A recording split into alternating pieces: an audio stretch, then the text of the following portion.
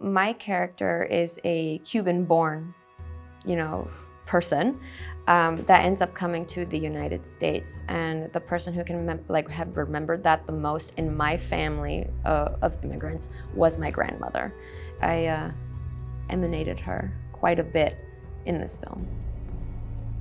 I play a Latina character, which I am Latina myself, even though a lot of people wouldn't know that.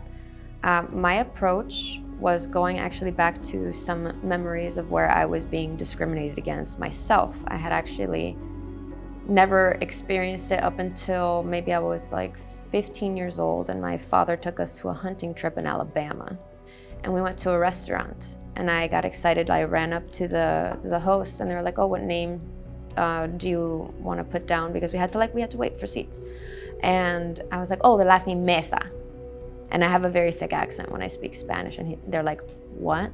I was like, "Mesa." And my dad kind of caught up and heard the thing. He's like, "Oh no, you shouldn't have done that." And that day we never got seated at the restaurant.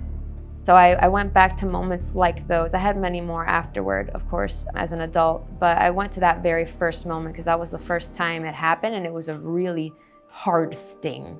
I am not part of the LGBT community, even though I do support it.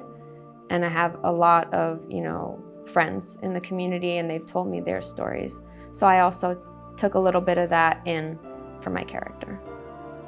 Love comes in many ways, and it doesn't have to always be between some sort of, partner, but between just human beings, taking care of one another, helping you out. Hey, there are people struggling in another country. They come here to try to do something new. We gotta help them out. We gotta help their kids stay safe, because there are people out there that just don't care, and that is sad. This story is very important because it's modern. It's today.